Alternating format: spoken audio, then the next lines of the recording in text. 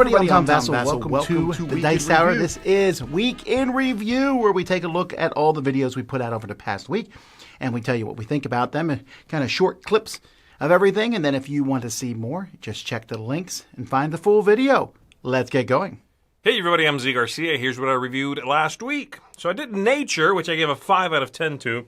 It is the same game pretty much as Evolution, but it feels a lot more trimmed back. It feels like they removed quite a bit so that they could make those things expansions, leaving, unfortunately, the core game of Nature feeling very lackluster to me, feeling a little underwhelming, and on top of that, feeling a little obtuse because of the way some of the scoring works in the game is incredibly clean and streamlined. It's sort of been sanded down to leave very little there, and therefore leaves a lack of flavor generally.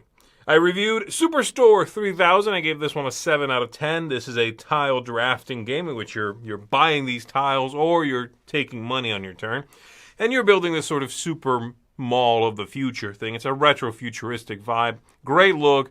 Fun, simple economic system. It's got a couple of issues with visual clarity, and I thought the scoring was a little bit at odds with itself. Some of the things you are doing are fighting against other things you should be doing, but generally a fun little tile-laying game. I reviewed Above and Below Haunted, which I gave an 8 to. Fantastic reimplementation of Above and Below with a little more mechanical, the mechanics in the game are a little more robust than they used to be. Of course, the designer has had many more years of experience. A fun little system of these ghosts that move around that I at first thought it was going to be very much a take that kind of mechanism. It was going to come across that way, but it really doesn't. It's not as punishing as I was worried it would be. And then some fun storytelling in it. That part I thought could have been a little bit better. Some of the stories were lackluster and very simplistic, but the game moves along at a nice clip. It's a good game and certainly one I recommend. And then lastly, Unmatched Battle of Legends Volume 3. I gave this an 8.5 out of 10. Really neat stuff. Some interesting characters in here. Pandora being one of the 4 is a just tremendously fun character to play. And then some of the other ones are a little bit trickier. Like Loki, I thought was a little bit tricky. There's going to be some issues here if you want to mix this into, say, the cooperative version of this game, Unmatched Adventures with some of these characters.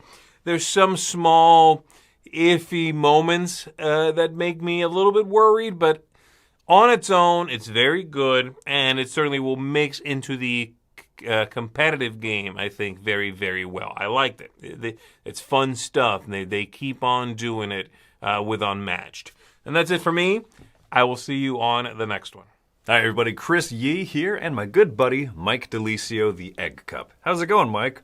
It's Chris time! I should probably ventriloquist with my mouth away from the camera. Hey folks, this week I took a look at 5 games, the first of which was Tianxia. I gave this one a 7. This is from Board and Dice. It feels like a Board and Dice game, feels like a Daniel Tashini game. This idea of using worker placement mixed with tower defense as you're building up the wall and defending has some familiar notes to the Great Wall, but I think it definitely stands on its own. Feeling a little bit of tea fatigue moving up tracks, all of these interlaced mechanisms, but it is fun. It's still good, so a 7 out of 10. Sumo, 7.5. This is a little trick-taking game, and I do mean little. It is kind of this glorified rock, paper, scissors sumo combat. It's really neat that depending on how far your opponent has pushed you or you've pushed them, different combinations of cards will make you win or lose. It's really neat. One worth checking out, so 7.5. Ace of Spades, an 8. This is clearly Balatro-inspired, playing poker hands to defeat demons down in the weird west. Love the heavy metal theming of this. Shortly after we filmed the review of this, Ozzy Osbourne passed away, so my salutes to the Prince of Darkness himself. But what a fitting time to have like an awesome tribute to heavy metal and Wild West dueling and stuff. So yeah, Ace of Spades, 8. Really recommend it. Waddle, an 8. This is a game from All Play, a little penguin game as you're putting things out around tiles and then moving around the map very methodically. It's a cool game, and I love the little marble gimmick, but you have to kind of see it to understand exactly how it works, but it is so teachable and quick. And I love Penguins, and 8. And then lastly, No Loose Ends. Great trick-taking game, 8.5, giving this one a seal of excellence. It really does set itself apart from other trick-takers with this really neat bidding system from Taiki Shinzawa, great designer, and fantastic production and development from Gamehead. So this is definitely their best premier game. So if you're at Gen Con, make sure to check this one out. I think it's excellent. Folks, that has been my week. First up this week, I took a look at Roth. This is a new game from Chip Theory Games, and as always, it has their wonderful production value in this game. Came in at a 7.5, which is higher for me than I would expect based on this game. I don't tend to like the dudes on a map. I don't tend to like area majority games, kind of really high interaction, player interaction games. So a 7.5 was a really high and surprise for me in this game. I think that there is more game than the box size would lead you to believe, and the asymmetric factions that you play really bend the rules in a very intriguing way. I also like that there is no player elimination, so yes, you are out there fighting, but you're going to be involved in the whole game. So Roth for me was a 7.5. Next up was Above and Below Haunted. This is a second edition to Above and Below from Red Raven Games. Came in at an 8.5 on this one. I really enjoy Above and Below. It's in my top 100 games. Above and Below Haunted brings more player interaction. So similar to how I was describing with Roth, not something I typically love is that negative player interaction. But I feel like Haunted made it not feel so mean. So it was a very, very good surprise how much I enjoyed it. I think the ghost make you kind of have to play with the other not play with the other players, I guess, kind of battle against the other players. But it doesn't feel so mean and just like destroying your whole town that you're building up. I think there's some little small decisions that they've added to the game here, increases that player interaction. It really pushes you to explore and really kind of broadens the scope of the story. So Above and Below Haunted for me was an 8.5. That's it for this week. Let's keep going. Hey everybody, I'm Joey Evans, and here's what I reviewed this week. First off, I looked at Unmasked Volume 3, Battle of Legends.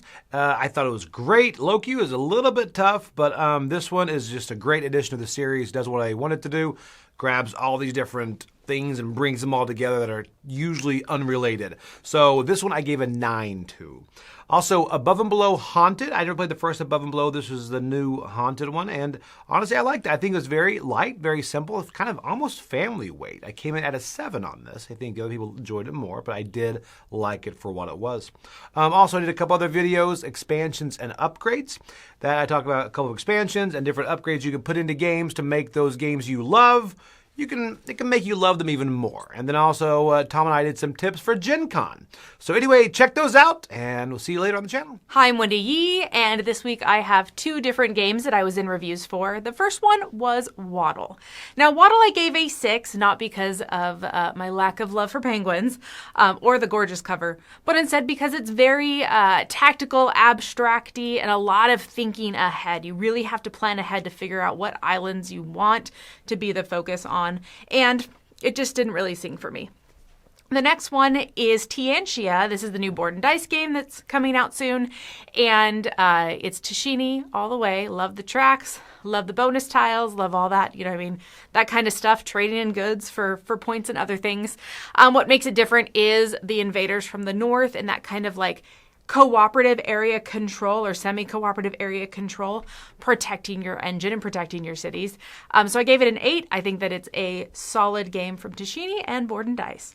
Well, there you go. That's my thoughts on what we reviewed this week. Let's go and see who's next. Hey there, everybody. It's Mike Delisio, and this week I reviewed 3 games. First up was Roth, which I gave a 7.5 out of.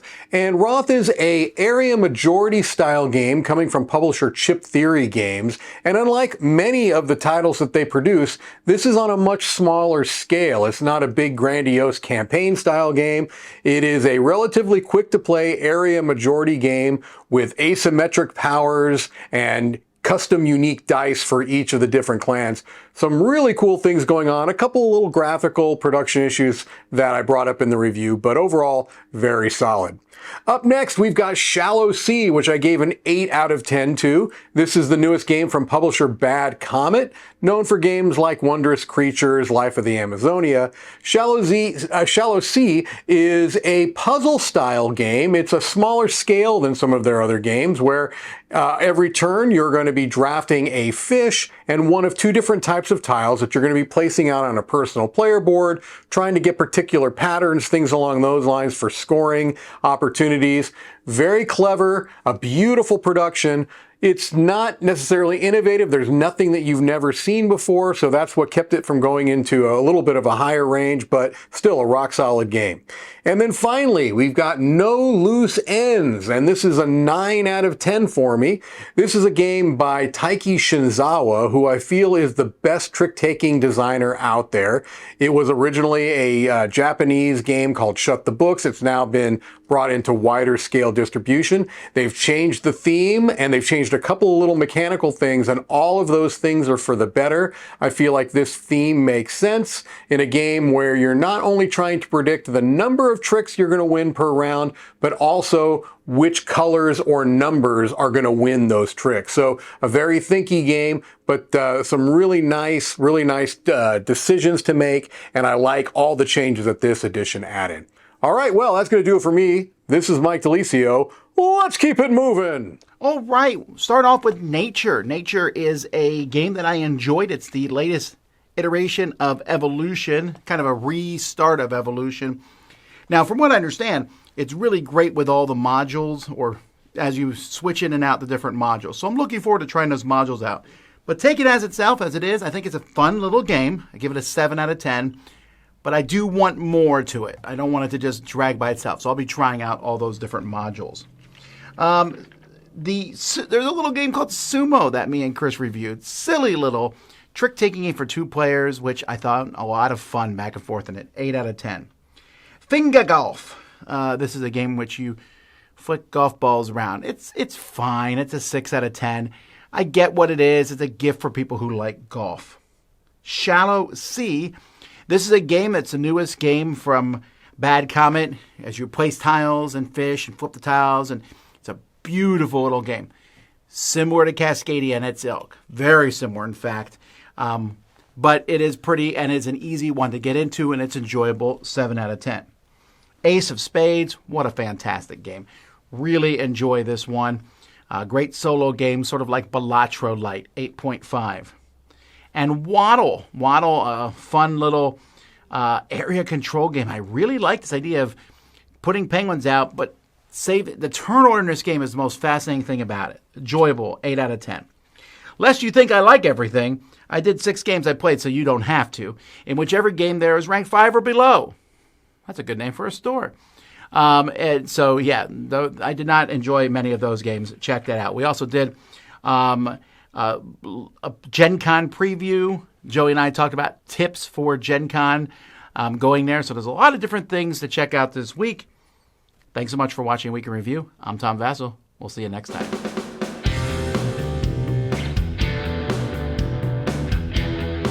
Hey folks, thanks for watching another one of our videos. If you like our videos, if you like our channel, if you would love to game with us at one of our conventions, check out Dice Tower Cruise, Dice Tower East, and Dice Tower West.